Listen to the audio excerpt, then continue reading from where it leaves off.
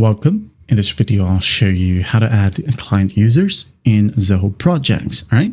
So first up, at the top right, just click on the settings icon. Okay. Click on it. Now, in the left panel, you have here at the very bottom, manage users. So just click on it.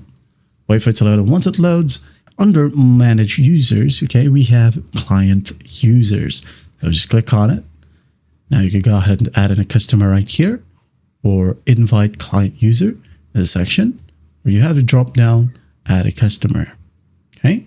So as the title suggests, we'd like to invite client users. So just click on it, add in their email ID. So just start typing the email, add them in as a contact as well if you want to. The customer type, is it business or individual? Okay, the rate per hour and cost per hour.